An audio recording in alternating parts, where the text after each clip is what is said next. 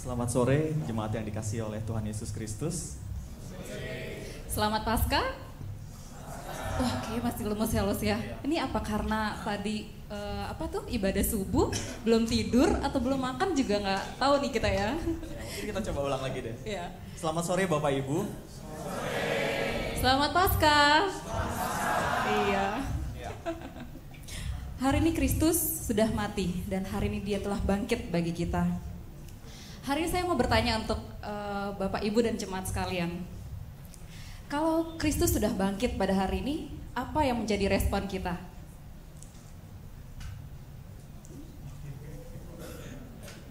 Nggak ada yang berespon? Atau kita mungkin coba tanya salah satu jemaat. Mau tanya siapa Los? Mungkin Kak Siska coba. Oh boleh. Atau Siska. Apa pertanyaannya tadi deh? Apa nih yang menjadi respon kita nih kalau hari ini Kristus sudah bangkit untuk kita? Apa kita diem aja nih? Bersyukur ya. Bersyukur. Oke, bersyukur. Mau nanya satu lagi? Boleh. Mau nanya siapa Los? Jangan bingung. Mungkin Om Freddy boleh. Boleh. Bagaimana? Respon kita.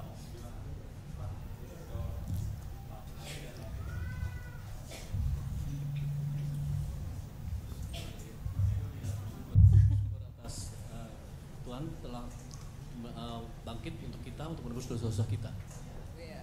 Tuhan Kristus memang sudah bangkit loh, sudah menebus dosa-dosa kita semua. Gitu ya. Hari ini kita boleh bersuka cita atas kebangkitan Tuhan Yesus Kristus. Ya, Saat ini kita mau ajak jemaat untuk bangkit berdiri ya Los ya. Ya, kita mau nyanyikan Kristus sudah bangkit dari KJ 188 dengan bersuka cita.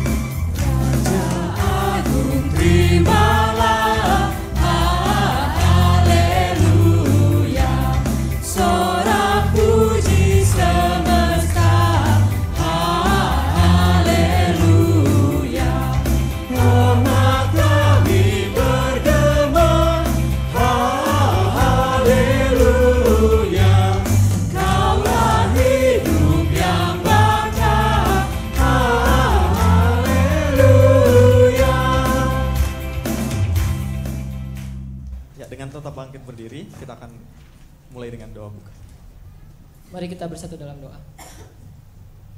Kristus yang telah bangkit, kami bersyukur hari ini Engkau mengundang kami bersama rekan-rekan seiman merayakan kebangkitan Kristus. Pimpin kami Tuhan dari awal hingga akhir ibadah ini.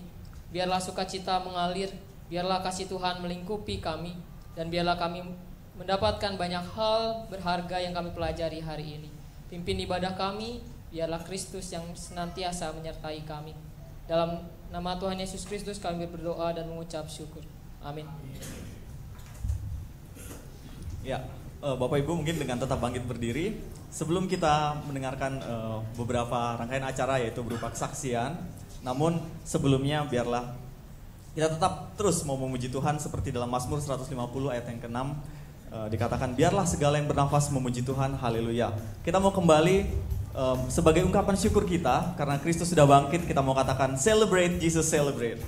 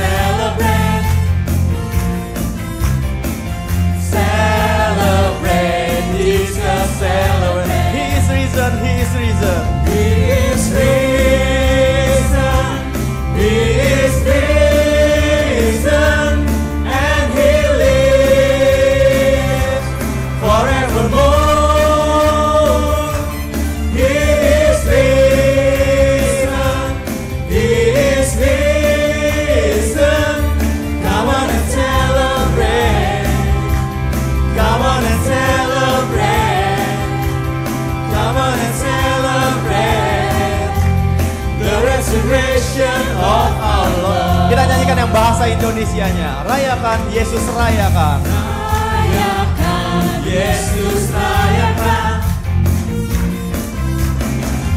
Rayakan, Yesus rayakan. Rayakan, Yesus rayakan. Rayakan, Yesus rayakan. Dia bangkit, dia bangkit. Dia bangkit. Dia bangkit dan hidup selamanya. Dia bangkit. Dia bangkit. Marilah rayakan. Marilah rayakan. Marilah rayakan kebangkitan Tuhan kita. Jemaat silakan duduk kembali. Nah, ini udah nyanyi nih, udah doa juga udah nih Los. Iya. Sekarang katanya kamu bilang mau denger kesaksian. Kesaksian apa tuh Los? Iya, jadi sebentar lagi kita mau mendengarkan kesaksian dari seorang jemaat.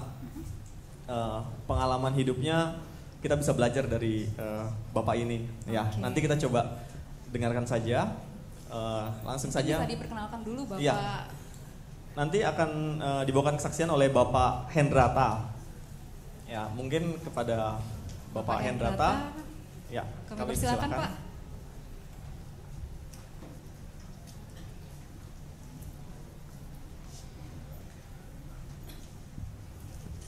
Terima kasih.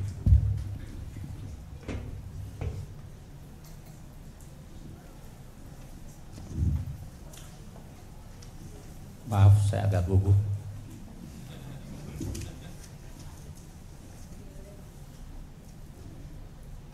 Selamat sore. Shalom. Selamat Paskah. Selamat Paskah. Terima kasih.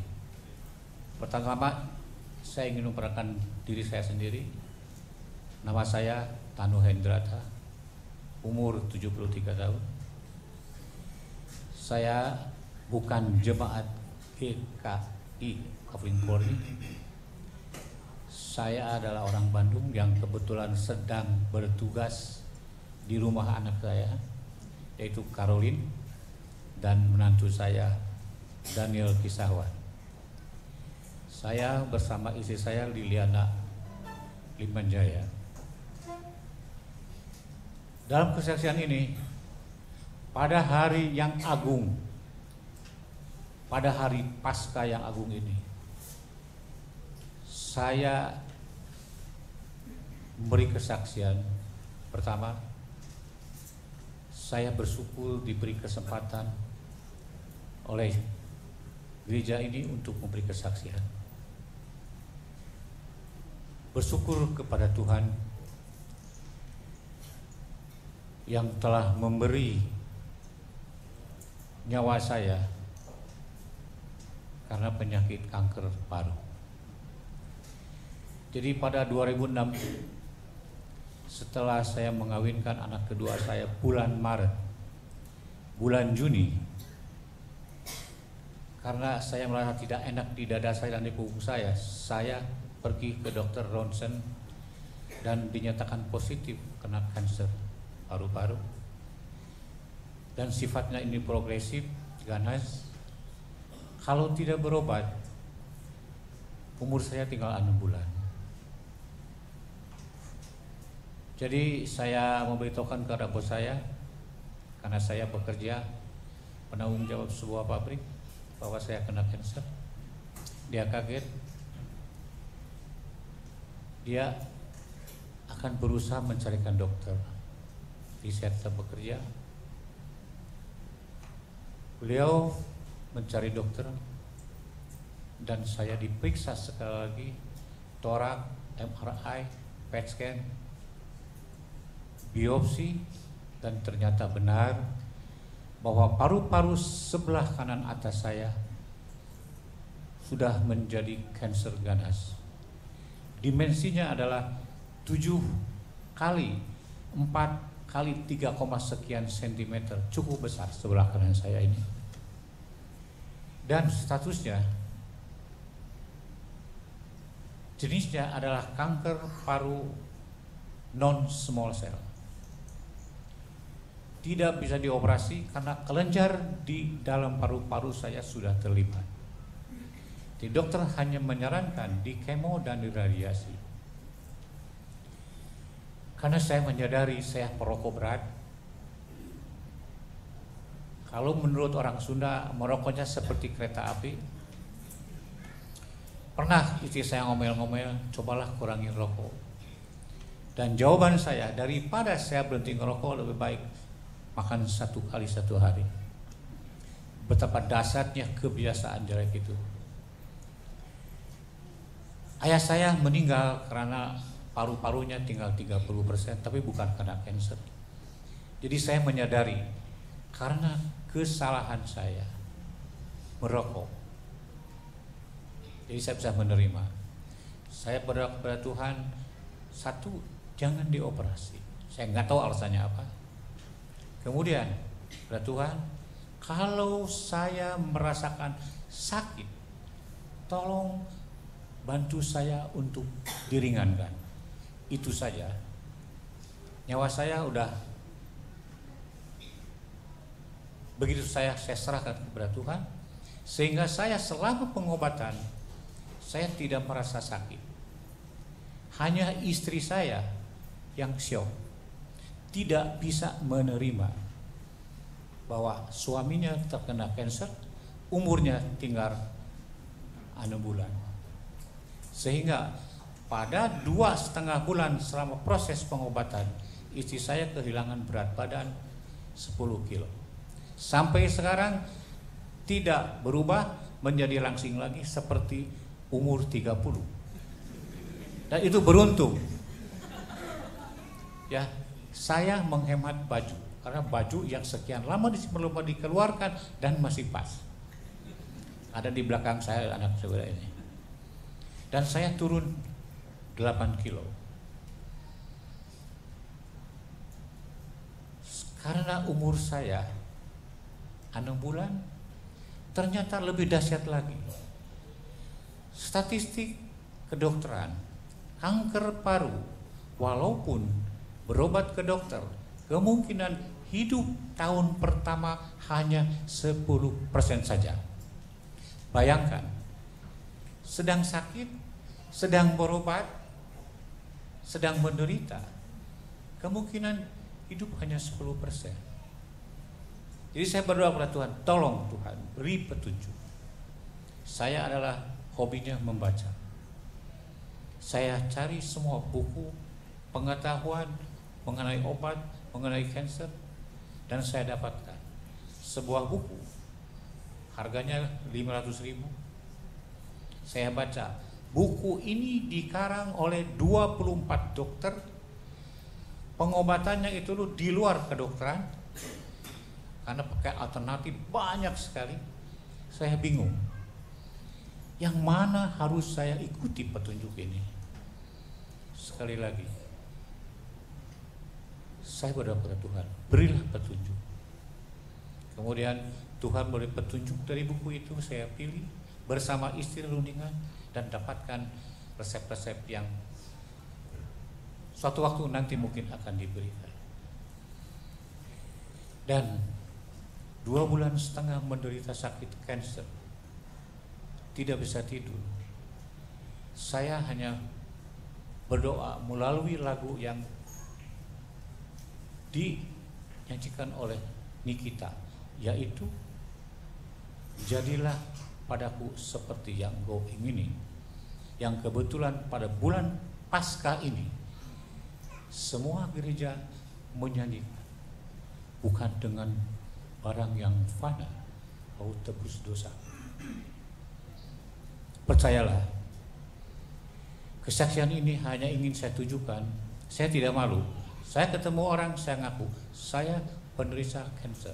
Hanya satu tujuan, memberi motivasi, jangan takut kepada penyakit. Kita berusaha sekuat tenaga, seperti Iskak, memberi nasihat, memberi petunjuk kepada Esau yang disingkirkan, yang harus menderita. Tetapi kata Esau, kalau engkau berusaha dengan sungguh-sungguh, kuku akan bisa kau lepaskan. Kemudian ada ayat-ayat, mintalah, kamu akan mendapatkan. Ketuklah, kamu akan dapatkan. Itulah pegangan saya. Setelah proses kemoterapi 4 kali per 3 minggu, radiasi setiap hari 33 kali, pada September saya pulang. Saya tanya ke dokter, dok, bagaimana? Adakah obat untuk mencegah kanker ini jadi lagi? Dokter bilang tidak ada. Jadi harus bagaimana, dok? Kamu hidup seperti biasa, bersenang-senang. Hanya kamu harus datang ke saya 3 bulan sekali. Pakai apa kontrolnya, dok? Hanya satu, pakai PET scan. PET scan itu waktu itu harganya 25 juta per sekali. Jadi 3 bulan sekali harus datang. Oke, saya pulang, saya lakukan. Selama tahun pertama 3 kali, 3 bulan sekali. Tahun kedua 6 bulan sekali.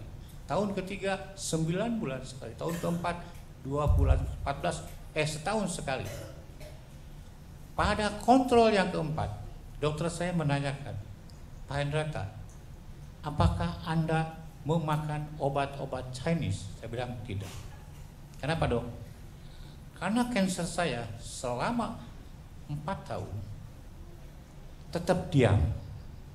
Artinya obat kemonya responnya bagus, mengecil sekali. Saya tanyakan, apakah hilang kanker saya? Tidak. Ada masih tandanya, hanya tidur. Seandainya pada tahun berikutnya kelima masih seperti ini kondisinya, kamu tidak usah kontrol lagi. Saya tanyakan, apakah sembuh, dok? Secara kedokteran teoritis ya sembuh total. Sekarang adalah tahun ke-8. Saya ingin berusaha untuk mendapatkan tahun kedua, 5 tahun kedua. Semoga Tuhan memberikan waktu kepada saya dan kepada saudara-saudara yang menderita, tolong, kanker apapun. Di sini ada seorang ibu namanya Mami, ya, berkali-kali jadi cancernya, tetap gembira. Saya adalah anggota CIEC, Cancer Information Support Center, di mana berkumpul seluruh orang yang kena cancer. Sayangnya kebanyakan adalah wanita. Cancer paru banyak, tetapi tidak pernah muncul keluar karena rasa nggak tahu bagaimana. Mudah-mudahan kesaksian ini memperkuat kita semua. Oh, sebelum saya lupa, cancer saya adalah statusnya 3W. Semua orang yang kena cancer paru-paru pasti perokok, tetapi tidak semua perokok meninggal karena cancer. Saya merenungkan diri sendiri, mengapa saya kena cancer? Pertama, perokok. Kedua, saya gemar tidur malam, larut malam, lewat jam 12. Itu tidak bagus. Kemudian makan saya sembarangan, tidak dijaga. Satu yang penting, saya stres pekerjaan. Dan ditambah satu lagi, tidak pernah olahraga. Hobi saya baca dan tidur. Sampai sekarang, satu hal saya lakukan dan olahraga yang paling malas saya lakukan sampai sekarang, itu mungkin satu hambatan bagi saya. Dan bagaimana saya sembuh? Saya memilih terapi makanan yang sehat, karena saya mempelajari bahwa tubuh kita adalah sama seperti bumi ciptaan Tuhan, di mana di dalam tanah itu terdiri semua mineral, zat-zat yang diperlukan oleh tubuh. Sehingga Tuhan memerintahkan, makanlah biji-bijian, makanlah buah-buahan untuk hidup kamu. Itulah yang saya pilih, dan puji Tuhan, saya berterima kepada Tuhan bahwa dengan cara begitu saya bisa memperpanjang hidup saya, dan saya bisa menyaksikan cucu saya tumbuh dari bayi sampai gede. Dulu waktu saya punya anak, saya tidak sempat memperhatikan anak saya tumbuh. Saya tidak pernah dikencingin, saya tidak pernah memandikan, saya tidak pernah BAB-nya saya cewokin. Tetapi sekarang saya mengalami dan saya sadar bahwa itu tugas seorang ibu, di mana saya dulu tidak pernah memperhatikan begitu berat tugas seorang ibu membesarkan. Sekarang saya baru menyadari, tidak gampang. Terima kasih. Hanya mungkin kalau ada pertanyaan biar saya jawab. Lebih dari 10 menit mungkin. Maaf. Terima kasih. Salam.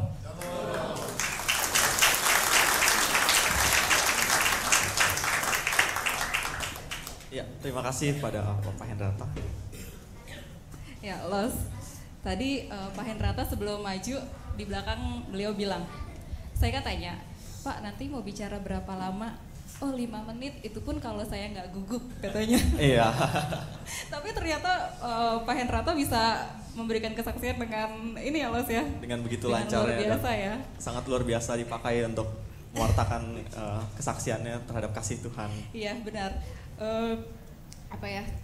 Tuhan memang bekerja dengan sangat luar biasa dalam hidup Pak Hendrata, dan dia juga bekerja dengan sangat luar biasa dalam kehidupan kita. Amin Bapak Ibu Jemaat.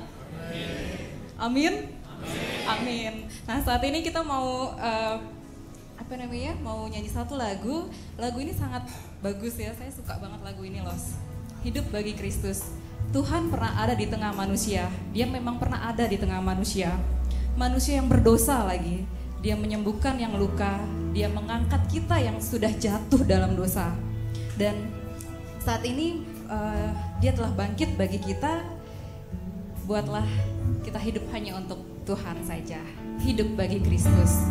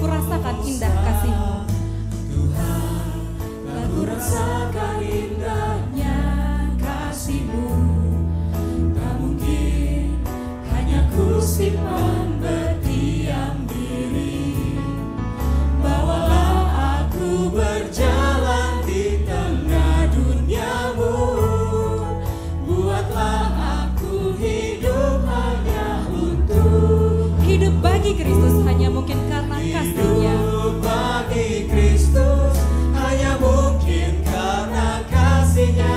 Hidup bagi Kristus hanya mungkin karena anugerah, mengasihi yang Dia kasih, melakukan yang Dia kerjakan. Ku mau hidup bagi Kristus. Kita nyanyikan lagu ini sekali lagi. Hidup bagi Kristus.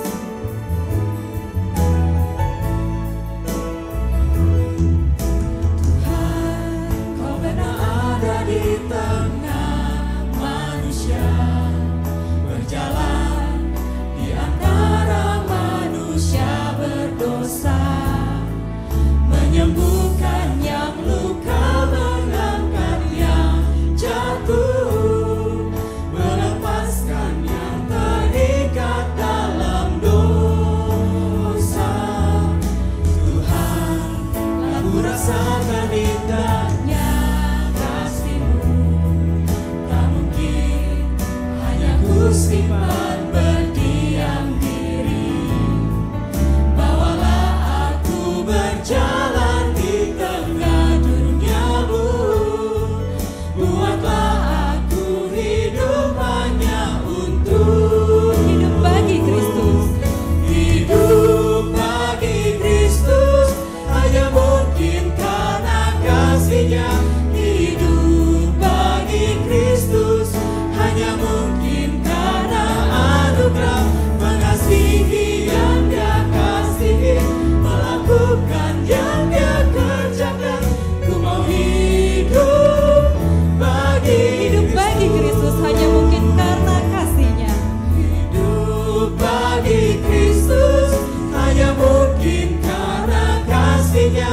Hidup bagi Kristus hanya mungkin karena anugerah, mengasihi yang Dia kasihi, melakukan yang Dia kerjakan. Ku mau hidup bagi, Ku mau hidup bagi Kristus. mau hidup bagi Kita katakan sekali lagi, ku mau hidup bagi Kristus. Ku mau hidup bagi Kristus.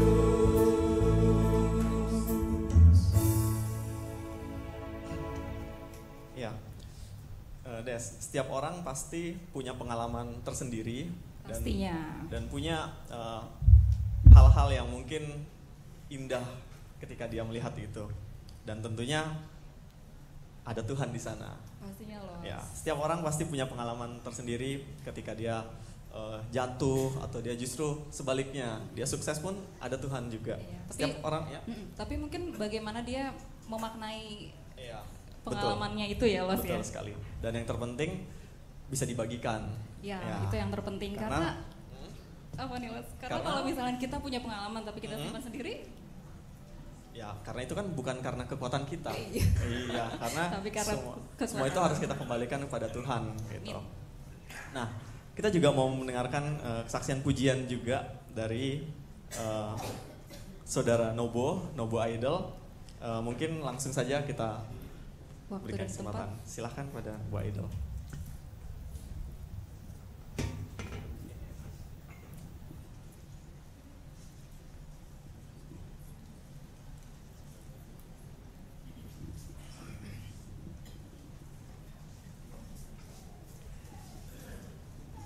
Shalom. Saya bersyukur karena dulu pernah datang ke gereja yang tercinta ini bersama Kak Bobby One Way. Kebetulan waktu itu dia mengajak saya. Kebetulan kita ada satu kegiatan, mungkin kita take vokal untuk satu project. Setelah itu dia ada pelayanan di tempat sini dan dia mengajak saya bersama istri saya. Dan hari itu juga tanpa rencana apapun saya diminta untuk memberikan kesaksian pujian. Dan puji Tuhan, pada tahun 2014 ini Tuhan masih mengizinkan saya untuk bisa berbagi kasih bersama jemaat di sini, berbagi pengalaman hidup bersama jemaat di sini. Pertama-tama saya ingin memperkenalkan diri, nama saya Nobo. biasa teman-teman orang-orang kenal sebagai seorang, mereka bilang sekarang penyanyi lah, penyanyi. Dulu saya pernah mengikuti ajang yang namanya Indonesian Idol sekitar tahun 2006 ya, itu sudah berapa tahun yang lalu? 6 tahun yang lalu ya? Hah? Oh 8, oh Tuhan. Berarti saya sudah lumayan ya umurnya. Waktu itu saya mewakili Papua, karena saya berasal dari Papua. Tahun 2005 saya hijrah ke Jakarta, saya pindah ke kantor perwakilan lah istilahnya. Karena saya dari Papua sejak tahun 2001, saya sebagai pegawai negeri sipil. Saya PNS, sampai sekarang pun saya masih PNS. Saya di kantor perwakilan Provinsi Papua yang ada di Jakarta.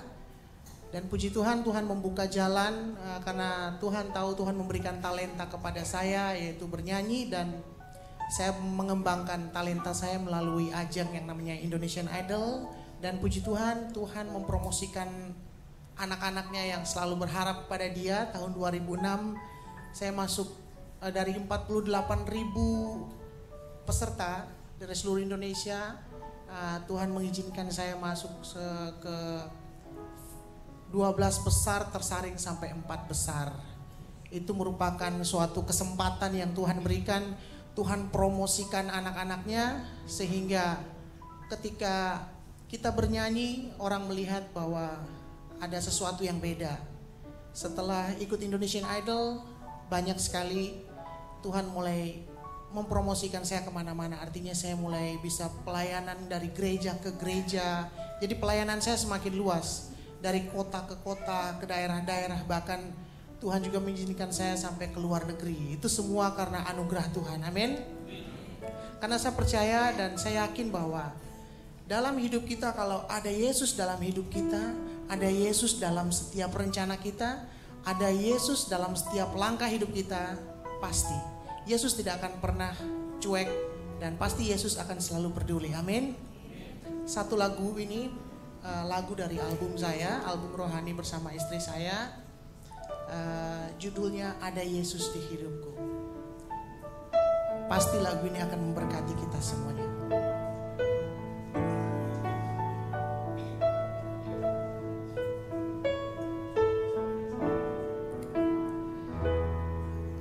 Ada Yesus di hidupku, ada Yesus di pergumulanku. Ku takkan takut berjalan sendiri. Ku tahu Yesus selalu bersamaku. Ada Yesus di hidupku, ada Yesus di setiap rencanaku.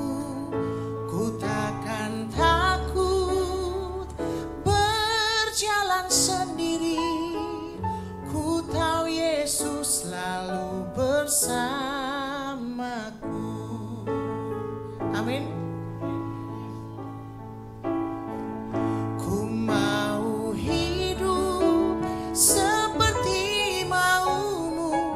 Seperti yang kau inginkan terjadi dalam hidupku. Ku mau ikut seperti maumu, seperti yang kau inginkan, Yesusku. Biarlah lagu ini merupakan doa kita. Biarlah lagu ini menjadi pedoman dalam hidup kita, bahwa dalam hidup kita harus selalu menyertakan Tuhan Yesus dalam setiap rencana kita, dalam setiap pergumulan hidup kita. Amin. Ada Yesus di hidupku, ada Yesus di pergumulanku. Ku takkan takut berjalan sendiri. Ku tahu Yesus selalu bersamaku.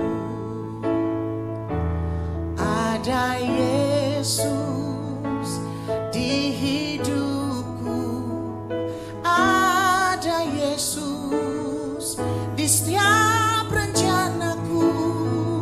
Ku takkan takut berjalan sendiri, ku tahu Yesus selalu bersamaku. Ku mau hidup seperti maumu, seperti yang kau inginkan terjadi dalam hidupku. Ku mau ikut seperti maumu, seperti yang kau inginkan, Yesusku. Ku mau hidup seperti maumu, seperti yang kau inginkan terjadi dalam hidupku. Ku mau ikut seperti maumu, seperti yang kau inginkan, Yesusku. Ku mau ikut seperti maumu, seperti yang kau inginkan, Yesusku.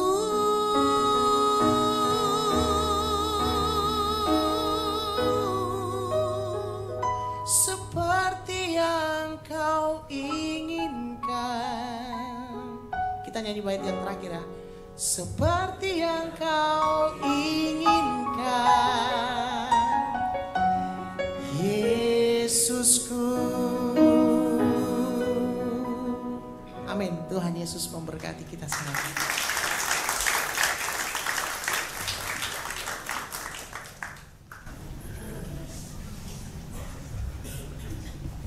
Ya, terima kasih. Aku panggilnya Kak aja ya. Kan sama-sama masih muda nih. Oh. Terima kasih Kak Nobo atas pujiannya yang indah. Ada Yesus di hidup kita. Amin. Ya, saat ini kita akan mendengarkan firman Tuhan yang akan dibawakan oleh Bapak Nuryanto. Sebelumnya kita akan mengangkat sebuah lagu, Menjulang Nyata Atas Bukit Kala.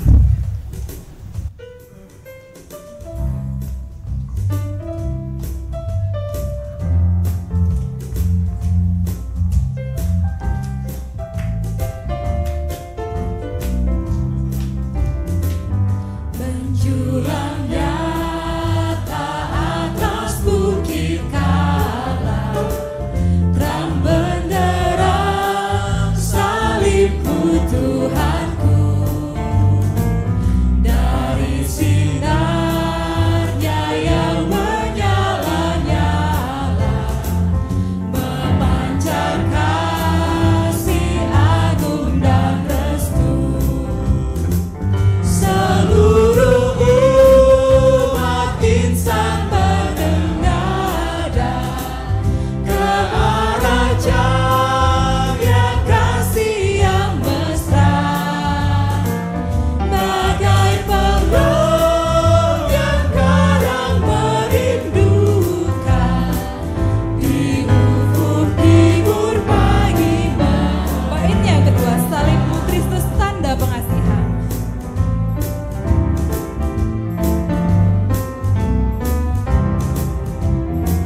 Salibmu Kristus tanda pengasihan, mengangkat hati yang remuk redam, membuat dosa yang tak terperikan. Di lubuk cinta Tuhan terbenam. Di dalam Tuhan kami balik lagi. Di dalam Tuhan kami balik lahir, insan bernoda kini berseri, teruras darah suci yang mengalir, disalib pada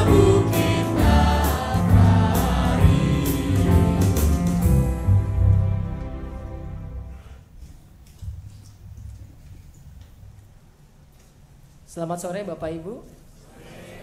Selamat sore saudara-saudari dan rekan-rekan remaja, pemuda, dan anak-anak juga yang datang. Mari sebelum kita mendengar firman Tuhan, kita bersatu dalam doa. Mari kita berdoa. Tuhan, kami bersyukur pada malam ini. Tuhan berikan kami kesempatan untuk boleh berkumpul dengan saudara-saudari seiman, untuk boleh bersama-sama merayakan kebangkitan Kristus. Dan sebentar lagi kami akan bersama-sama menghayati melalui pembacaan firman Tuhan dan perenungan. Berikan kami hikmat agar kami mengerti firman-Mu. Berikan kami kemampuan dan kemauan agar melakukan firman-Mu dalam kehidupan kami. Dalam nama Tuhan Yesus Kristus kami berdoa dan mengucap syukur. Amin. Mari kita membuka Alkitab kita dari 1 Korintus 15 ayat yang ke-1 hingga yang ke-11. 1 Korintus 15 ayat yang ke-1 hingga yang ke-11.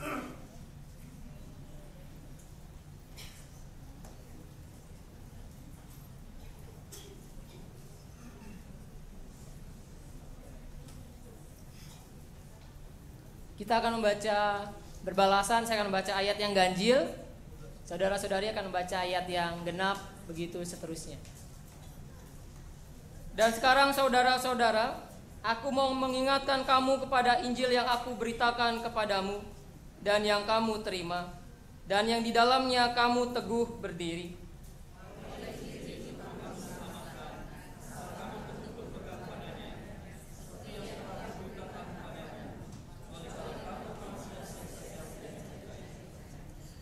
Sebab yang sangat penting telah kusampaikan kepadamu, yaitu apa yang telah kuterima sendiri, ialah bahwa Kristus telah mati karena dosa-dosa kita sesuai dengan kitab suci.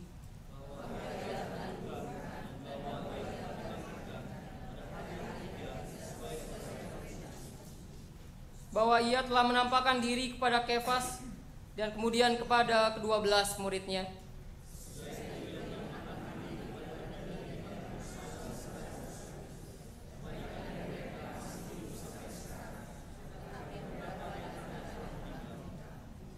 Selanjutnya ia menampakkan diri kepada Yakobus, kemudian kepada semua rasul.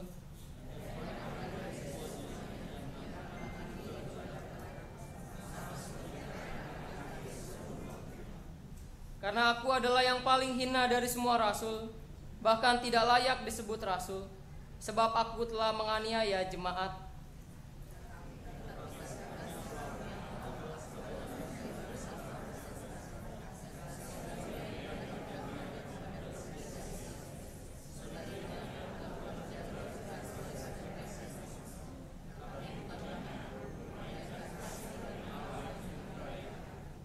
Sebab itu baik aku maupun mereka, demikianlah kami mengajar dan demikianlah kamu menjadi percaya. Demikian pembacaan firman Tuhan, yang berbahagia setiap kita yang membaca dan memeliharanya. Bapak Ibu, kalau Bapak Ibu perhatikan tadi pagi dan juga sekarang sedikit ya. Tadi pagi ketika selesai pasca subuh keluar lalu kita makan bersama-sama, ada yang menarik di sana. Bukan cuma makanannya dan hiasannya, tapi ada, kalau perhatikan di sebelah sana dekat pohon-pohon rindang begitu ya, ada apa Bapak Ibu? Kupu-kupu gitu ya. Bukan cuma sekedar menghias supaya menarik, tapi karena berhubungan dengan tema kita saat ini. Tema kita adalah kematian dan kebangkitan Kristus mengubah kehidupan manusia. Seperti kupu-kupu yang dari ulat jelek begitu ya. Saya nggak tahu apakah Bapak Ibu ada yang suka ditempelin ulat gitu ya. Ketika ulat menempel, oh senang sekali, seperti mengelus-ngelus binatang peliharaan begitu ya. Kebanyakan dari kita jijik. Tapi lambat laun ulat itu terus berubah sehingga akhirnya jadi kupu-kupu yang indah. Nah Bapak Ibu, kita akan melihat tentang apakah kematian dan kebangkitan Kristus memang mengubah kehidupan semua manusia, atau ada yang tidak diubah. Atau jangan-jangan kita salah satunya yang hadir saat ini yang tidak diubah oleh kematian dan kebangkitan Kristus. Jangan-jangan Bapak Ibu, ketika Yesus mau berkorban, lahir ke dunia, mati lalu bangkit, memang tujuannya untuk semua manusia berubah. Tapi setidaknya ada 3 jenis manusia yang tidak mau diubah oleh kehidupan Kristus.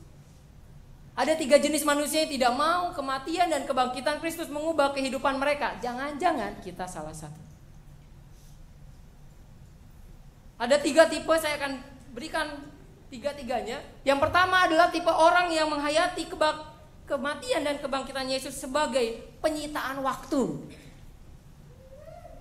Gara-gara Yesus mati dan bangkit, waktu saya tersita. Tersita di mana? Waktu untuk bermain tersita. Harusnya saya bisa main sepuasnya pada hari libur, hari Minggu di rumah. Tapi karena saya Kristen, mau gak mau saya ke gereja. Tapi saya tetap mau main. Sehingga akhirnya ketika sampai di gereja, mulai dari awal kebaktian sampai akhir main handphone. Games di handphone semua dimainin dari awal sampai akhir. Buka sosial media dari awal sampai akhir. Buat apa ke gereja? Buat main. Karena di rumah gak sempat, karena saya Kristen harus ke gereja. Akhirnya kematian dan kebangkitan Kristus dihayati sebagai penyitaan waktu. Ya udahlah sekalian aja di gereja sambil main. Oh ada saatnya dia nggak main. Prosesi berdiri ya. Pengakuan iman rasuli berdiri ya, gitu ya. Pengutusan berdiri. Selebihnya main. Atau mungkin ketika doa syafaat enggak.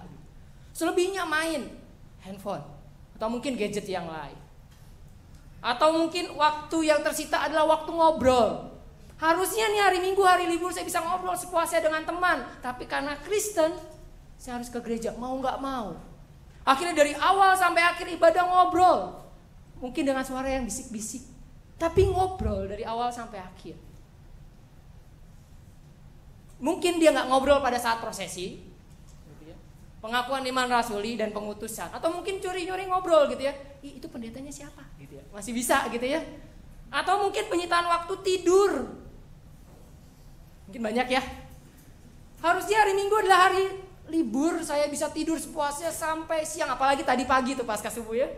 Jam 5 pagi harus bangun. Padahal Sabtu kemarin mungkin padat pekerjaan. Atau mungkin juga ada yang bikin proyek dan sebagainya. Akhirnya jam 5 pagi, aduh. Akhirnya ya sudahlah, dari awal sampai akhir tidur. Kecuali prosesi gitu ya, tadi ya. Susah kan ya mau prosesi tidur. Pengakuan iman, pengutusan. Selebihnya tidur. Apalagi abis khotbah, doa syafaat. Bablas begitu ya. Atau penyitaan waktu untuk berpikir. Mungkin kalau Bapak Ibu disebutkan tadi, saya nggak main, saya nggak ngobrol, saya nggak tidur. Dari awal sampai akhir saya melihat dengan serius. Begitu ya. Mata saya tertuju ke depan, tapi pikiran tidak di sini. Penyitaan waktu berpikir, kenapa? Harusnya saya bisa berpikir banyak di rumah nih, di meja kerja, banyak kerjaan yang harus diselesaikan, harusnya saya bisa berpikir banyak. Tapi kenyataannya karena Kristen saya harus ke gereja. Ya sudahlah, yang penting saya ada di gereja, tapi saya tetap berpikir. Kerjaan saya, matanya tetap ke depan, tapi pikiran kemana-mana.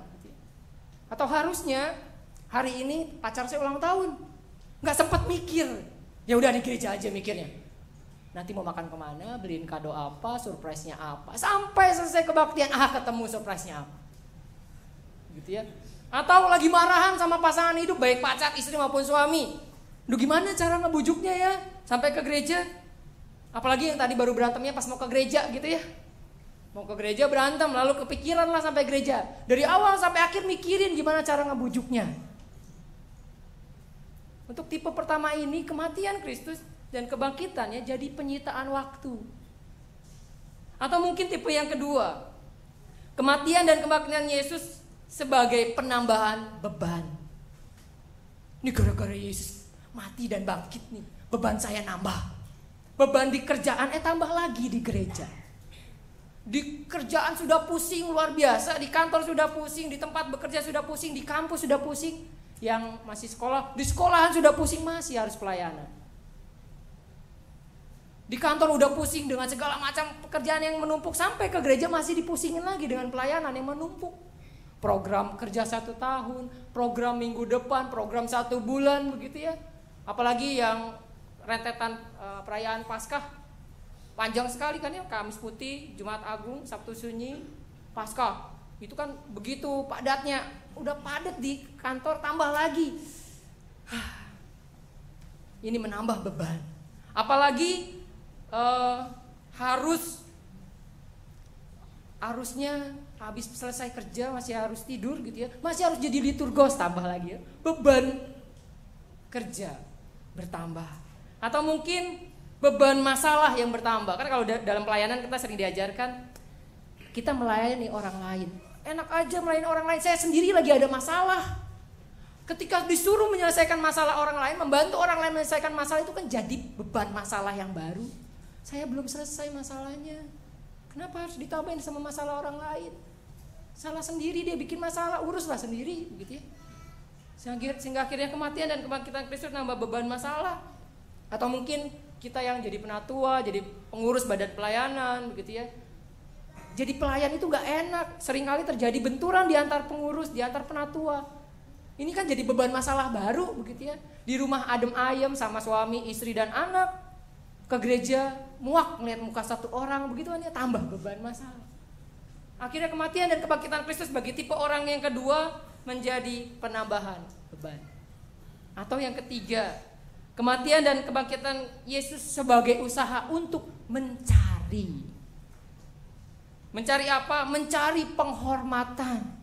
Rajin ke gereja supaya teman-teman tetangganya mungkin menghormatinya, rekan-rekan segerejanya menghormati. Wih, ini orang yang baik ya, kudus, suci, rajin ke gereja. Apalagi kalau dia sampai jadi pelayan Tuhan, penatua, pengurus, wah, orang hebat. Mencari penghormatan melalui peristiwa kematian dan kebangkitan Kristus, atau mencari hiburan. Ini yang kebanyakan di gereja sekarang. Mencari hiburan, jadi stres di kantor, stres di tempat kerja, stres di sekolah, stres di kampus, datang ke gereja buat apa? Cari hiburan. Sampailah ke GKI gak dapet hiburan. Kenapa? Pengen lepas stres begitu ya, pengen nangis-nangis di gereja, lagunya gak bisa bikin nangis. Pengen loncat-loncat, teriak-teriak, gak bisa loncat. Tepuk tangan aja susah. Aduh, nih gereja bikin tambah stres begitu ya. Gak ada hiburan di GKI, pindahlah ke gereja lain yang bisa bikin hiburan. Akhirnya gereja dijadikan tempat hiburan. Usaha untuk mencari hiburan. Kematian dan kebangkitan Kristus usaha untuk mencari hiburan di gereja ada ya? Ada gak ya? Oh gak ada. Bapak Ibu kalau mencari hiburan di GKI susah. Mau nangis-nangis ketika nyanyi gak akan ketemu. Mau loncat-loncat begitu ya, aduh lagi stres mau mengeluapkan semua emosi dengan loncat-loncat, susah di GKI. Tepuk tangan aja susah begitu ya. Oleh karena itu banyak di antara kita mungkin yang kabur ke tempat lain, loncat-loncat di sana, nangis-nangis di sana, keluar dari gereja, lega begitu ya. Nanti stres lagi. Minggu cari tempat hiburan lagi begitu ya. Perlu disadari memang masyarakat kita adalah masyarakat yang penat sama masalah. Khususnya Jakarta. Oleh karena itu TV kan nawarin semua acara hiburan yang berbaunya lucu begitu ya. Mulai dari YKS sampai ILK begitu ya. Mulai dari cuman joget-joget doang begitu ya. Joget-joget doang sampai diajak berpikir. Kan kita tujuannya supaya dapat hiburan. Sampai ke gereja pun sama. Nyari yang bisa diajak, yang bisa dapat hiburan. Nyari pendetanya yang bisa bikin ketawa. Sekali lagi di GKI susah dapat pendeta yang bisa bikin ketawa. Susah cari pendeta yang terlalu atraktif begitu ya. Gak akan ketemu, susah sekali. Mungkin ada beberapa pengecualian. Akhirnya yang bergereja di GKI gak dapat hiburan kan ya. Sekali lagi cari tempat lain. Ini tipe yang ketiga. Atau mungkin usaha untuk mencari kesalahan orang lain. Datang ke gereja, duduk serius begitu ya. Mulai dari prosesi masuk sudah melihat apa yang kurang. Penatua, kok prosesi bawa tas tangan lagi begitu ya. Terus sampai di depan, salah itu cara pengasihan Alkitabnya. Lalu ketika pendetanya sudah sampai di atas mimbar, itu mengsong-mengsong dasinya begitu ya. Terus sampai akhirnya ketika pendetanya khotbah, dia khotbah apa? Sampai penatuanya melakukan pelayanan persembahan begitu ya, dicari lagi kesalahannya. Itu ngapain numpuk di situ? Bukankah harus rapi? Dicari kesalahan sampai detil, beda dengan menemukan kesalahan. Bapak Ibu, di sini di gereja kita, pendeta dan penatua boleh dikritik kalau salah. Kalau Bapak Ibu menemukan kesalahan, silakan dikritik, silakan diberikan masukan, tapi bukan dicari-cari begitu ya. Beda ya, dicari-cari dengan menemukan. Kalau menemukan kan ketika Bapak Ibu menikmati sebuah ibadah, lalu tiba-tiba ada yang salah gitu ya. Itu ditegur, beda dengan dicari dari awal salahnya apa. Gimana menikmati ibadahnya Bapak Ibu? Dari awal sudah nyari kesalahannya apa. Kalau nggak ketemu stres dia gitu ya. Nggak ada nih yang bikin saya bisa mengkritiknya semuanya. Tapi sayang sekali Bapak Ibu, yang namanya manusia pasti ada salah. Jadi kalau Bapak Ibu cari kesalahan, terhiburlah, pasti ada setiap ibadah. Gitu ya. Mulai dari penatuannya, pendetanya, pelayan musiknya mungkin tadi begitu ya, kalau mau cari kesalahan, saya nggak bilang ya, pemusiknya kok temponya cepet banget begitu ya, mau bisa jadi pemusik apa enggak sih? Apa perlu saya gantiin, padahal dia main keyboard aja nggak bisa begitu ya. Mencari kesalahan. Nah ini 3 tipe orang-orang tersebut. Apakah kita salah satunya? Apakah kita salah satu dari 3 tipe tersebut? Apakah kita sekarang masih menjadi salah satunya? Katanya kematian dan kebangkitan Kristus mengubah kehidupan manusia. Atau jangan-jangan kita masih belum diubah sama seperti 3 tipe orang ini. Atau mungkin masih ada tipe orang yang mencari kesalahan orang lain begitu ya. Di belakang sana mungkin ada yang itu Pak Nur tuh salah itu. Udah mulai begitu ya, masih ada jangan-jangan. Mungkinkah kita salah satunya? Mereka ini tidak mengalami perubahan dalam hidupnya. Kalau Paulus mengatakan dalam ayat yang kedua begitu ya, kecuali kalau kamu telah sia-sia menjadi percaya. Orang-orang ini adalah orang-orang yang telah sia-sia menjadi percaya. Kematian dan kebangkitan Kristus tidak punya efek dalam kehidupannya, tidak mengubah kehidupan. Coba bayangin dari awal sampai akhir, mencari kesalahan, main handphone, ngobrol, tidur, apa yang bisa diubah? Apa yang masuk? Firman Tuhan mana yang hinggap dalam kehidupan? Kalau kita perhatikan Bapak Ibu, Paulus mengatakan bahwa oke, ada orang-orang yang sia-sia, tapi aku tidak sia-sia. Kita lihat ayat yang ke-10. Tetapi karena kasih karunia Allah, aku adalah sebagaimana aku ada sekarang. Paulus berubah. Dan kasih karunia yang dianugerahkannya kepadaku tidak sia-sia. Sebaliknya aku telah bekerja lebih keras daripada mereka semua. Tetapi bukannya aku, melainkan kasih karunia Allah yang menyertai aku. Paulus mengalami perubahan karena kematian dan kebangkitan Kristus. Dan anugerah yang Tuhan Yesus kasih tidak sia-sia. Bapak Ibu, Kristus sudah mati, bangkit, memberikan anugerah buat kita semua. Apakah mau disia-siakan? Apakah kita termasuk dalam 3 tipe orang yang menyia-nyiakan anugerah Kristus? Atau kita seperti tadi Pak Hendrata begitu ya, mengatakan bahwa menarik sekali kesaksiannya ketika banyak orang di sana yang egois ketika sakit berdoanya.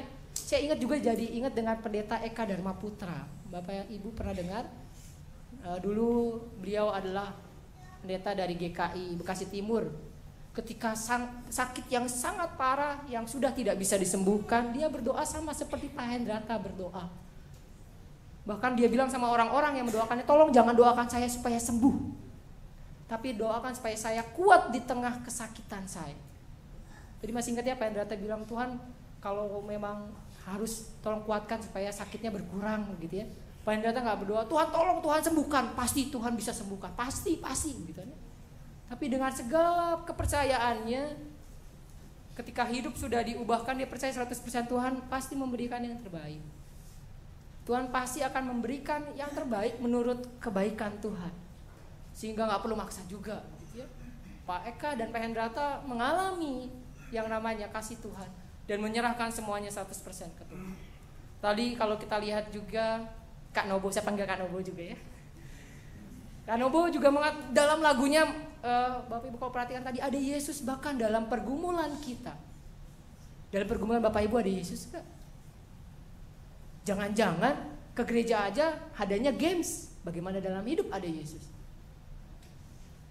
Jangan-jangan dalam gereja saja yang ada di pikiran cuma pasangan hidup, pacar lah apa, di mana ada Yesus. Belum lama ini saya lihat DP-nya Carlos begitu ya, nanti kalau nggak percaya add lah pin BB-nya Carlos gitu ya, yang tadi jadi liturgos. Menarik Bapak Ibu, di sana ada segitiga begitu ya, lalu ada cowok dan cewek, lalu di sana dikatakan kalau kita dekat sama Tuhan, otomatis kita akan dekat dengan pasangan kita. Kenapa? Ini kan Tuhan di atas, cowok dan cewek di bawah segitiga. Jadi ketika cowok dan cewek itu semakin dekat sama Tuhan, dia semakin dekat satu dengan yang lain. Apakah kita seperti lagu Kak Nobo tadi? Ada Yesus dalam pergumulan kita atau ada yang lain?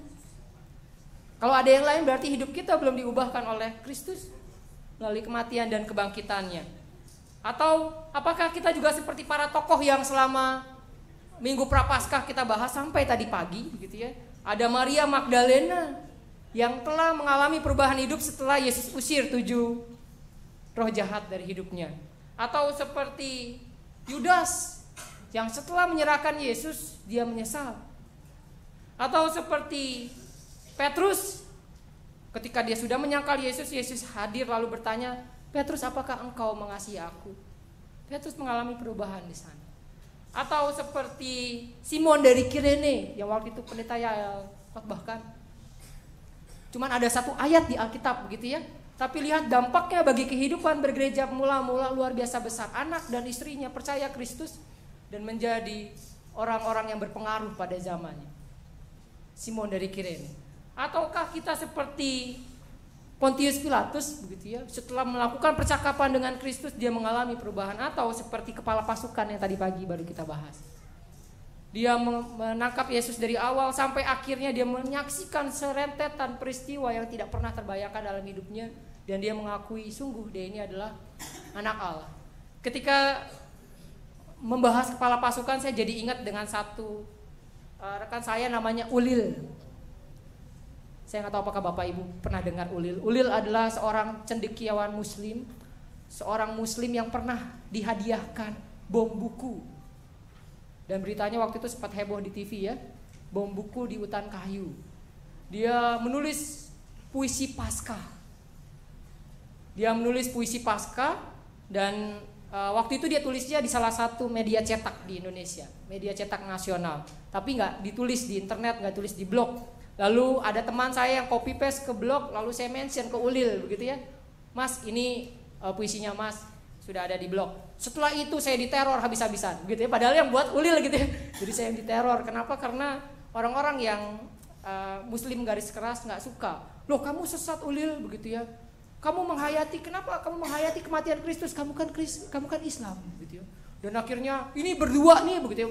Kalau nggak salah sekitar 2 hari Twitter saya diteror sampai akhirnya apa saya harus matiin aja nih Twitter gitu ya. Jadi mention terus masuk, ini berduanya apa kok orang-orang, apalagi nama saya kan Nuryanto Bapak Ibu. Jadi orang nggak akan mengira saya Kristen begitu ya.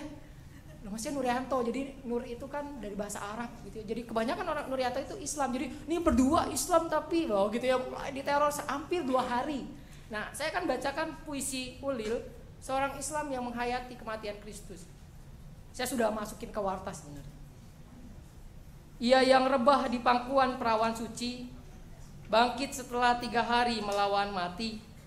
Ia yang lemah menghidupkan harapan yang nyaris punah. Ia yang maha lemah jasadnya menanggungkan derita kita. Ia yang maha lemah deritanya menaklukkan raja-raja dunia. Ia yang jatuh cinta pada pagi setelah dirajam nyeri. Ia yang tengadah ke langit suci terbalut kain merah kirmizi, cintailah aku. Mereka bertengkar tentang siapa yang mati di palang kayu. Aku tak tertarik pada debat ahli teologi. Darah yang mengucur itu lebih menyentuhku. Saat aku jumawa dengan imanku, tubuh nyeri yang tergeletak di kayu itu terus mengingatkanku. Bahkan ia pun menderita bersama yang nista. Muhammadku, Yesusmu, Krisnamu, Buddhamu, Konfusiusmu, mereka semua guru-guruku yang mengajarku tentang keluasan dunia dan cinta. Penyakitmu wahai kaum beriman, kalian mudah puas diri, pongah, jumawa, bagai burung merak. Kalian gemar menghakimi. Tubuh yang mengucur darah di kayu itu bukan burung merak. Ia mengajar kita tentang cinta untuk mereka yang disesatkan dan dinista. Penderitaan kadang mengajarmu tentang iman yang rendah hati. Huruf-huruf dalam kitab suci kerap membuatmu merasa paling suci. Ya, Yesusmu adalah juga Yesusku. Ia telah menebusku dari iman yang jumawa dan tinggi hati. Ia membuat cintaku pada yang dinista. Semoga semua hidup berbahagia dalam kasih Tuhan. Dia tulis sekitar 1 tahun yang lalu. Seingat saya 1 tahun yang lalu atau 2 tahun gitu ya. Jadi ketika dia buat memang cukup heboh, beberapa kalangan Islam dia sudah dicap sesat ditambah lagi gitu ya, super sesat karena puisinya. Bapak Ibu, setelah itu apakah Ulil jadi Kristen? Tidak. Ulil tetap mencintai agamanya dan Tuhannya, tapi dia menghayati penderitaan Kristus berbeda. Kita yang tadi 3 tipe itu mungkin gak menghayati sampai sedalam ini, tapi mereka yang berbeda agama justru menghayati kematian Kristus dengan luar biasa.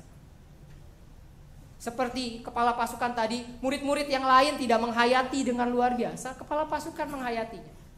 Kita yang Kristen termasuk 3 tipe itu mungkin tidak menghayatinya, Ulil menghayati. Kalau tadi pagi Kayal bilang, Pendeta Yael bilang Mahatma Gandhi begitu ya. Di sana juga dia tidak menjadi Kristen tapi dia menghayati kehidupan Kristus sebagai pandu hidupnya. Bapak Ibu, ketika Ulil menulis dia belajar banyak hal. Pertama, dia menyadari bahwa kematian Kristus itu menghidupkan harapan yang nyaris punah. Jasadnya menanggung derita kita, menaklukkan raja-raja dunia. Bahkan saat aku jumawa-jumawa itu sombong, saat kita semua sombong dengan iman masing-masing, begitu ya. Justru kematian Kristus mengingatkan bahwa ia yang menderita bersama yang nista. Yang rendah sekalipun Yesus bersama dengan dia. Bahkan katanya, Yesus baginya mengajarkan tentang keluasan dunia dan cinta. Yang mungkin sekali lagi kita tidak menyadari itu. Dan ia juga belajar dari Kristus tentang cinta untuk mereka yang disesatkan dan dinista. Dia juga belajar bahwa Yesus menebus dia dari iman yang tinggi hati. Ketika kita semua merasa tinggi hati terhadap iman masing-masing, justru kematian Kristus menyadarkan kesombongan itu. Lalu yang terakhir dia bilang, ia membuat Ulil jadi cinta pada orang-orang yang dinista. Ia membuat Ulil jadi cinta sama orang-orang yang rendah. Kematian Kristus mengubah kehidupan Ulil. Seorang tokoh muslim yang tidak pernah jadi Kristen sampai sekarang. Bapak Ibu perhatikan baik-baik. Yang manakah kita? Kalau perhatikan baik-baik, mereka semua tokoh-tokoh begitu ya, Pak Hendrata, Kak Nobo begitu ya, Ulil, mengalami perubahan ketika Kristus mati dan bangkit. Apakah kita juga mengalami perubahan? Atau kita sama seperti 3 tipe orang yang tadi? Yang mana kita? Jika kita masih termasuk 3 tipe orang yang tadi, masih mau terus berdiam jadi seperti itu, atau mau berubah? Tidak ada kata terlambat untuk berubah begitu ya Bapak Ibu. Bahkan saya akan bacakan ayat yang ke-9. Ketika Paulus menghayati bahwa dia adalah orang terakhir yang Tuhan tampakkan diri dan berubah di samping para rasul gitu. Setelah para rasul dia adalah orang yang terakhir. Tapi ayat 9, karena aku adalah yang paling hina dari semua rasul, bahkan tidak layak disebut rasul, sebab aku telah menganiaya jemaat, ayat yang ke-10 tadi. Tetapi karena kasih karunia Allah, aku adalah sebagaimana aku ada sekarang. Dia tetap berubah. Sekali lagi Bapak Ibu mau jadi yang mana? Mau jadi mereka yang berubah karena kematian dan kebangkitan Kristus, atau mau jadi 3 tipe orang yang tadi? Tuhan Yesus memberkati. Selamat Paskah.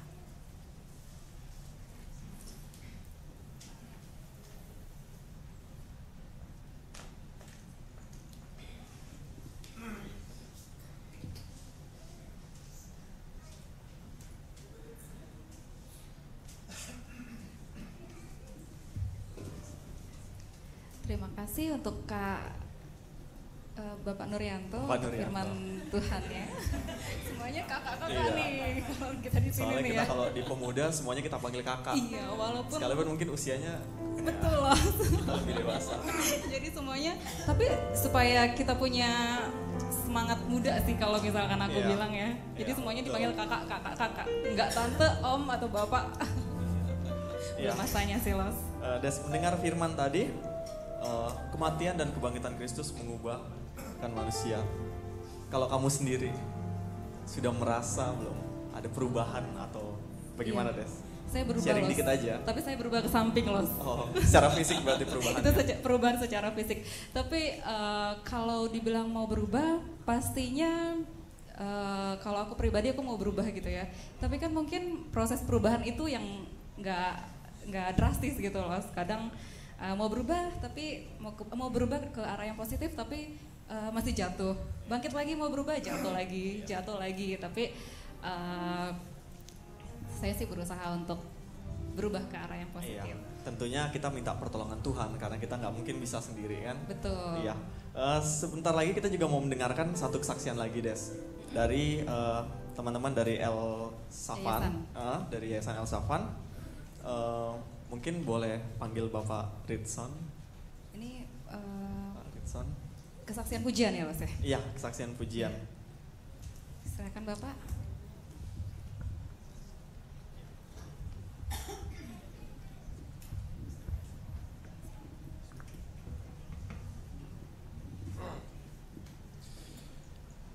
Terima kasih, Shalom.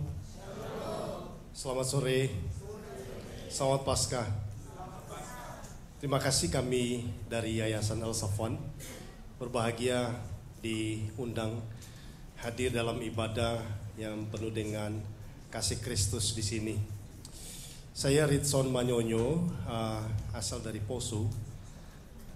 14 tahun yang lalu saya harus kehilangan penglihatan. Jadi saya lahir dalam keadaan melihat, dan ayah saya juga pendeta. Dalam perjalanan hidup memang sulit diprediksi. Penyakit glaukoma yang saya derita ketika diketemukan sudah dalam keadaan akut, dan jenis ini tidak ada penyebab utama dan juga belum ada obat atau tata cara untuk melakukan proses penyembuhan. Dan akhirnya April 99 saya harus kehilangan penglihatan.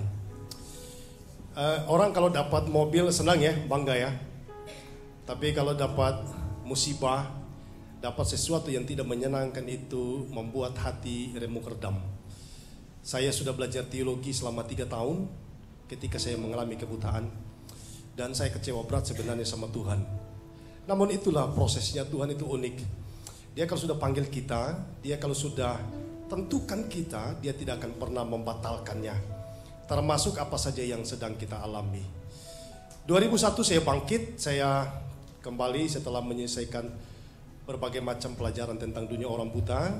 Saya kuliah lagi, dan akhirnya saya bisa selesai S1 dalam keadaan buta, satu kelas 45 orang, dan mereka semua matanya melek. Dan ketika yudisium ternyata saya itu lulus terbaik di antara mereka. Ya. Saya kadang-kadang bingung juga, tanya sama Tuhan, kenapa bisa begitu? Malaikat dari sorga bilang begini, Ritson, karena kamu udah gak bisa nyontek lagi, jadi makanya bagus gitu. Ya.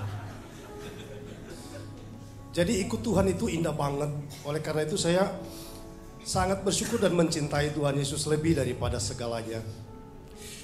Kemudian singkat cerita, tahun 2006 saya Tuhan kasih beban visi untuk mendirikan lembaga pelayanan anak tunanetra Indonesia. Saya sekarang membina ada 41 anak binaan, kami ada di Klender, Jakarta Timur. Dan saya bahagia hari ini juga ketemu saudara saya Nobo, 2010 yang lalu dia menopang pelayanan kami. Terima kasih Kak Nobo, kasih tepuk tangan dulu mungkin ya. Ya. Anak-anak yang saya bina ada yang Muslim, ada yang Katolik, ada yang Buddha, ada yang Kristen. Dari usia 4 tahun sampai 23 tahun. Dari seluruh Indonesia, dari Papua sampai Aceh, dari Miangas sampai Pulau Rote. Dan hadir bersama saya anak-anak sekarang ini ada Simon. Mana Simon? Shalom. Ya. Simon ini dari Kupang. Yang bermain keyboard ada Reza dari Solo. Salam Reza. Ya. Kemudian yang akan bermain saxophone ada Aldin. Salam Aldin. Ya. Aldin ini unik, dia prematur 5 bulan. Dia prematur 5 bulan, masuk inkubator, dan karena bola matanya belum terlalu sempurna, maka sinar X itu menghantam matanya dan dia akhirnya harus menjadi buta. Dan saya pernah tanya sama dia, kenapa prematur 5 bulan? Dia bilang sama saya bosan dalam perut mama lama sekali. Jadi pengen cepat-cepat keluar. Tapi puji Tuhan, mujizat luar biasa ya. Yang dokter bilang gak akan hidup lama, lihat badannya subur banget. Saya senang. Dan dia multi talenta, dia bisa drum, keyboard, gitar, bass, dan lain sebagainya. Semua alat musik dia bisa. Tinggal satu yang gak bisa Aldin ya, main mata, dia udah gak bisa. Ya. Tahun lalu dia juara 5 tingkat nasional di Medan, puji Tuhan. Dan saya bangga menjadi orang buta. Kami tidak pernah lagi berdoa, Tuhan celikan mata kami, enggak. Satu hal yang selalu kami minta sama Tuhan, kuatkan dan selalu bersama-sama dengan kami. Dan pakai hidup kami untuk bisa jadi berkat bagi banyak orang. Amin. Lagu pertama dari Simon akan menyanyikan satu pujian yang luar biasa. Pujian ini mudah-mudahan bisa menjadi berkat buat kita. Nanti ada lagu kedua lagi. Silakan Simon.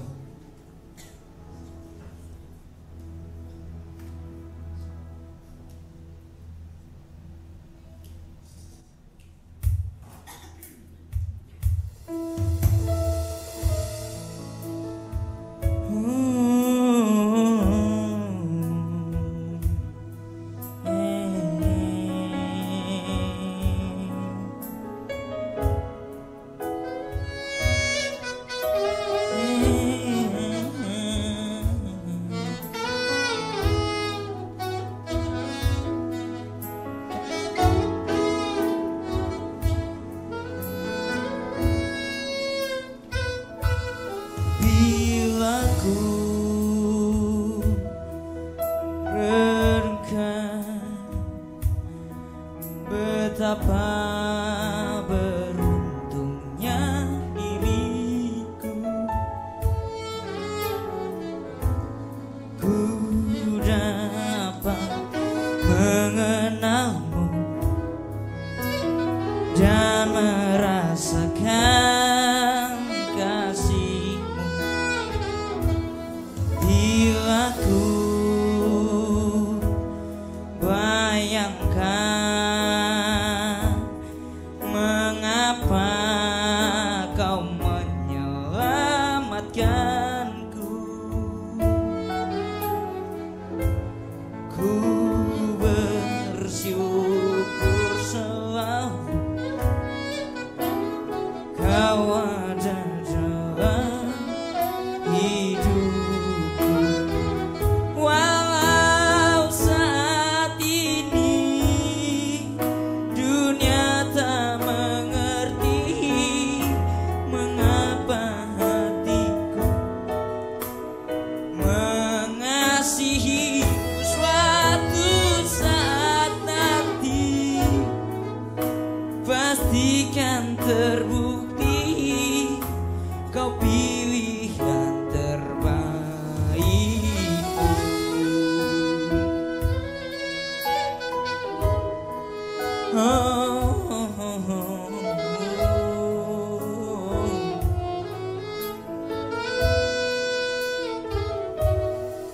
Bila ku bayangkan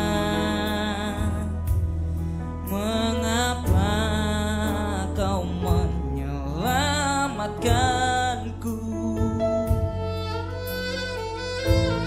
ku bersyukur selalu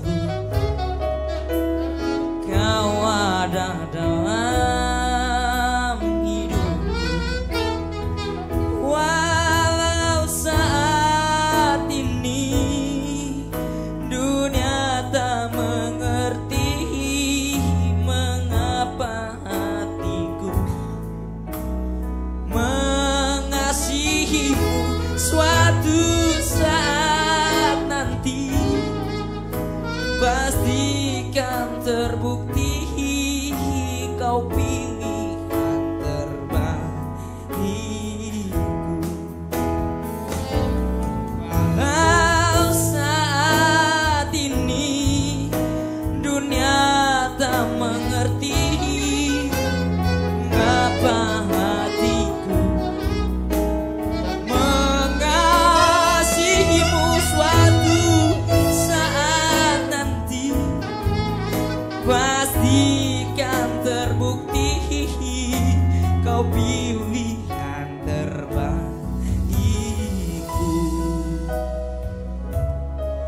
Kau pilihan terbaikku. Kau pilihan terbaikku.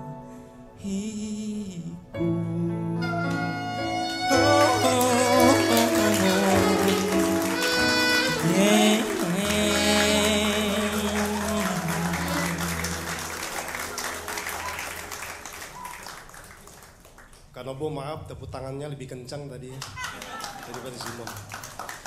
Baik Bapak Ibu, ada brosur di tangan Bapak Ibu, lebih jelasnya yayasan kami bisa dibaca di situ.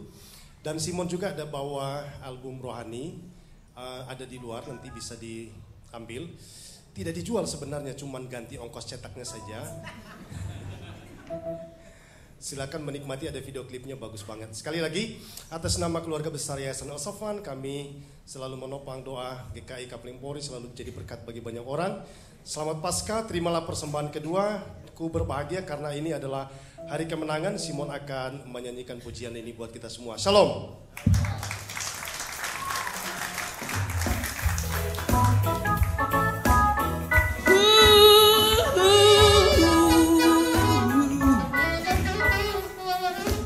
Ku berbahagia,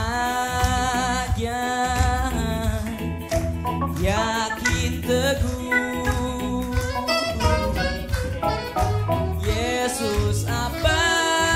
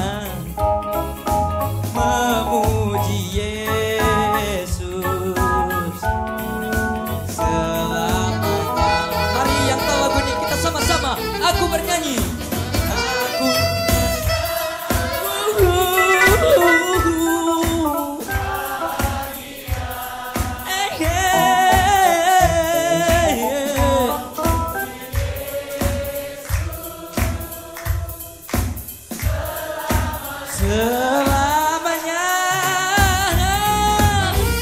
Aku berjanji bahagia.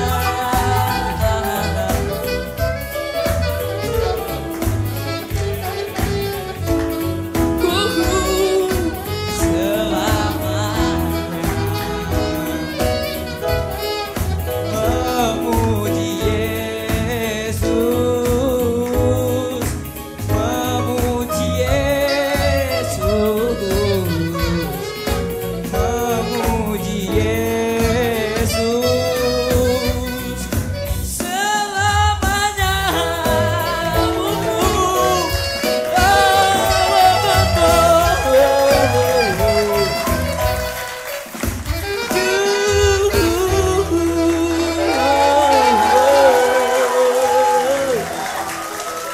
Terima kasih, selamat Paskah, Tuhan Yesus memberkati.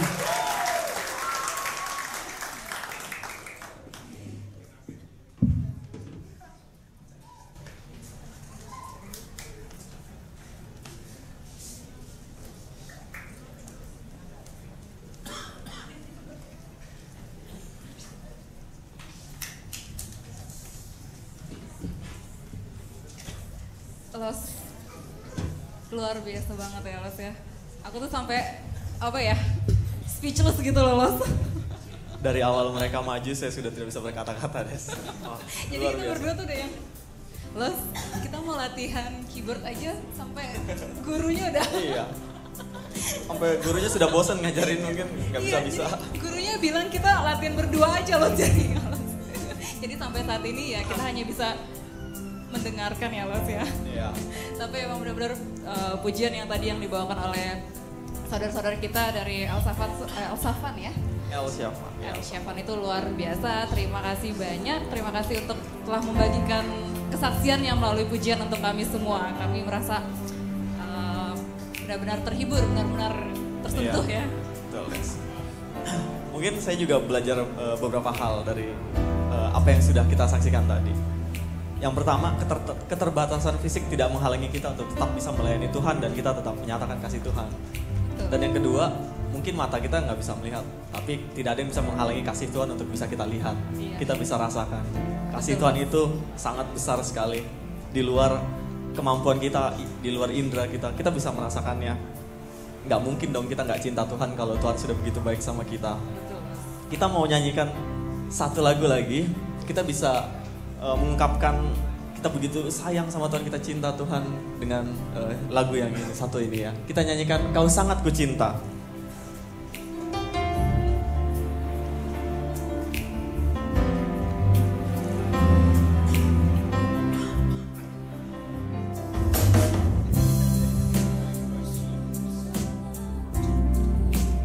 Bagi kasih-Mu di dalam hidup, takkan ku ragu atas rencana-Mu untuk masa depanku. Sebagai Bapa yang baik, takkan pernah Kau melupakanku. Sebagai Bapa yang sangat baik, takkan pernah Kau meninggalkanku. Ku kan menari dan bersuka karena-Mu, oh Yesusku. Ku kan minum air-Mu sebagai rusa rindu selalu. Ku hidup dalam-Mu dan hidupku di dalam-Mu, oh Yesus. Kau sangat ku cinta. Kita nyanyikan lagu ini sekali lagi.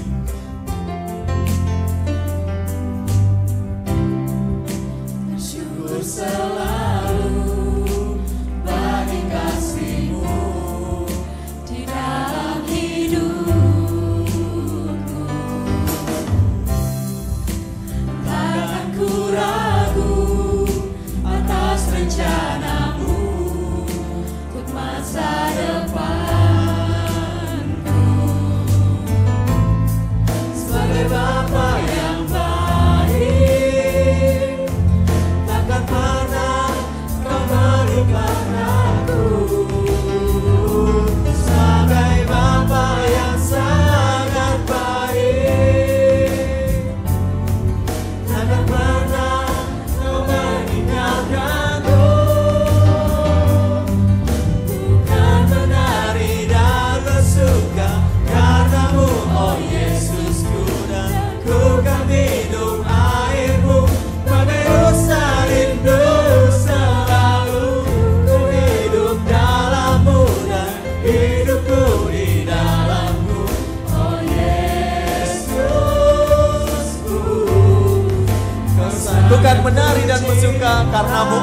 Yesusku. Bukan menari dan bersuka karenamu, oh Yesusku, dan ku kan minum airmu bagai rusa rindu selalu. Ku hidup dalammu dan hidupku di dalammu, oh Yesusku, kau sangat ku cinta.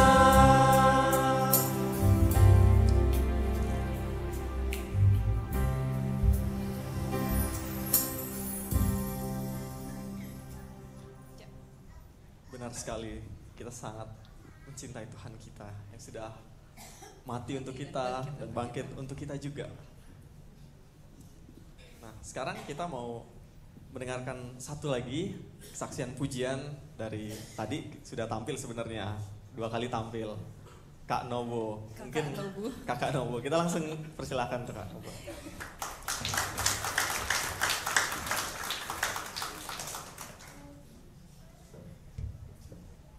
Saya senang sekali bisa mendengarkan pujian dari adik Simon tadi. Luar biasa, sekali lagi tepuk tangan buat adik Simon. 2010 ya Bapak ya Pak Ritson. 2010 kita ketemu dulu ya dengan yang pemain saksofon siapa nih? Niki Manuputi Oh Aldi itu sama siapa yang satu ini?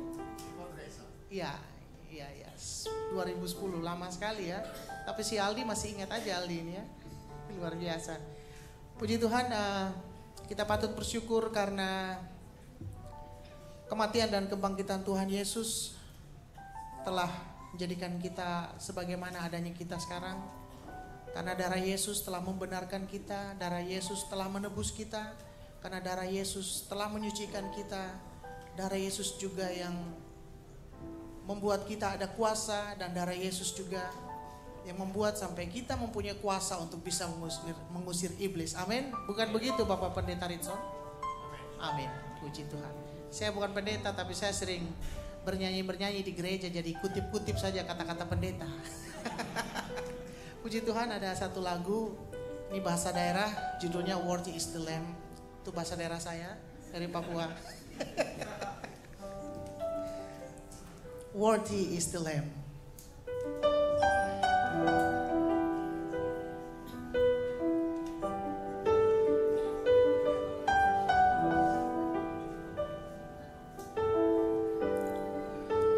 Thank you for the cross, Lord.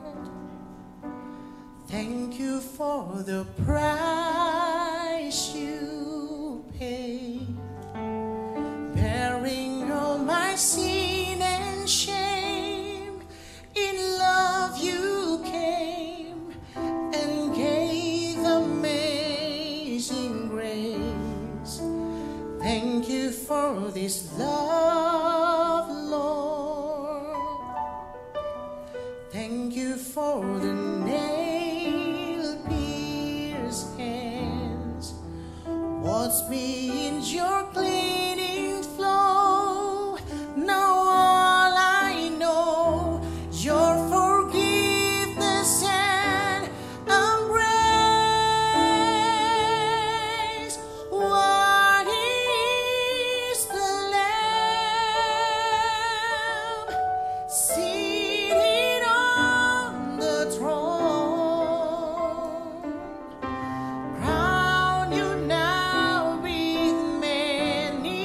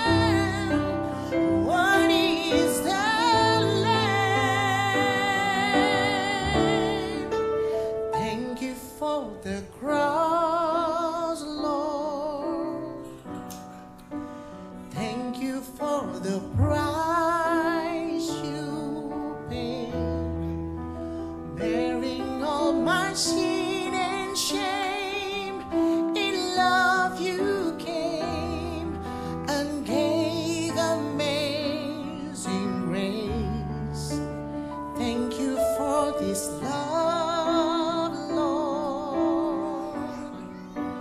Thank you for the nails you pierced. Wash me in your cleansing flow.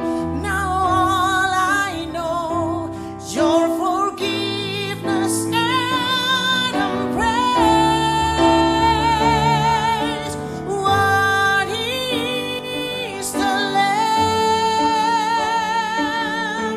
seated on the throne? Crown you now with many crowns. You reign victorious,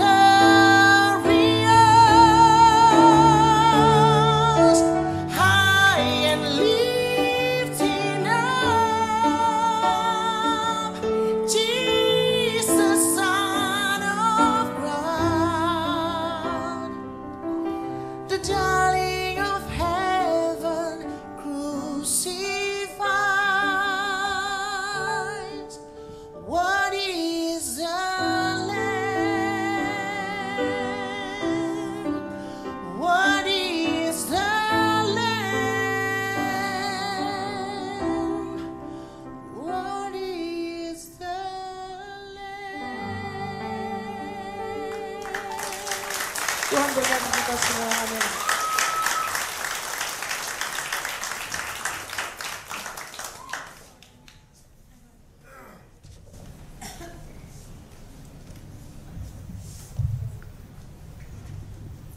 Ya, terima kasih atas penampilan Kak Novo. Tuhan Yesus memberkati. Iya.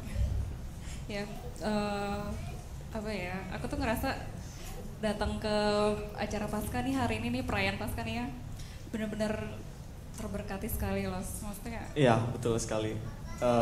Sampai dari mulai mendengarkan kesaksian Pak Hendrata, itu sudah mulai, ternyata Tuhan begitu luar biasa sekali. Lalu mendengar dari teman-teman Yayasan El Syafan, semakin luar biasa, dan Kak Novo juga, wah semuanya jadi berkat buat kita. indah banget ya Los, Indah luar biasa sekali. banget ya. Nah, terus aku jadi inget nih Los ya. Kalau dulu waktu masih kecil, kita kan suka cari telurnya Los ya. Terus sejak saat itu tuh saya ingatnya telur tuh identik dengan Paskah tuh Los. Iya, betul. Nah, kamu bisa jelasin nggak tuh apa tuh? Telur ya. Kamu tuh punya pernah baca atau pernah apa nggak tuh? Sebenarnya waktu saya kecil juga saya bingung gitu, maksudnya hubungannya kemana ya, kok bisa Paskah telur, loh kemana hubungannya? Kayak masih belum bisa saya dapatkan. Cuman saya coba cari literatur gitu. Salah satunya adalah makna di mana satu kehidupan baru gitu. Maknanya adalah bukan hanya fisiknya, Des. Bukan hanya fisik. Kalau fisik yang baru kayaknya udah nggak mungkin, kita badan udah besar begini, udah tua kan, nggak mungkin atas ya, kita nggak mungkin lahir lagi. Iya, tapi sesuatu yang baru mungkin kita bisa ketika kita sudah mendengarkan dari mulai Pak Hendrata, lalu teman-teman dari El Syafan dan Kak Novo, kita jadi pengen, wah sebenarnya kita pun harusnya bisa nih. Mereka aja bisa mewartakan kebaikan Tuhan. Jadi ada yang mau diubahkan dalam diri kita, ada sesuatu yang baru yang mau lahir. Ya, baik. Ini adalah akhir dari rangkaian acara Paskah kita, perayaan Paskah kita. Sebentar lagi kita akan pulang, kita akan menjalani kehidupan kita kembali. Tapi biarlah kita tanggalkan kehidupan kita yang lama agar semangat dan makna kebangkitan Kristus tetap ada dalam diri kita. Kristus telah datang ke dunia. Dia telah membayar dosa kita dengan darahnya yang mahal. Tiada noda, tiada celah. Bukan dengan emas perak, tapi dengan hidupnya. Seperti yang kau ingini. Saya undang Bapak, Ibu, dan jemaat sekalian untuk bangkit berdiri. Kita akan nyanyikan lagu ini bersama-sama. Bukan dengan barang fana, kau membayar dosaku. Dengan darah yang mahal, tiada noda. Bukan dengan emas dan perak, Tuhan telah menebus kita.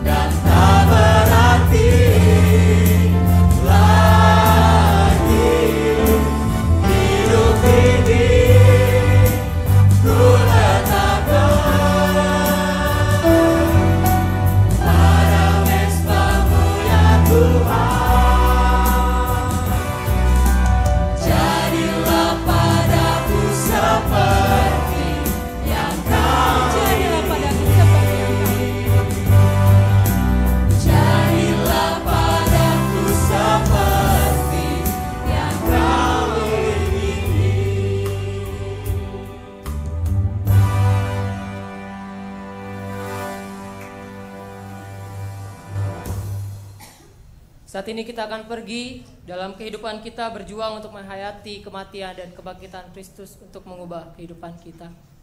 Perubahan memang tidak instan, butuh waktu dan perjuangan seperti kupu-kupu yang harus berjuang untuk merayap sebagai ulat, untuk bersabar sebagai kepompong dan akhirnya terbang bebas seperti kupu-kupu. Oleh karena itu mari kita mohonkan berkat dari Tuhan.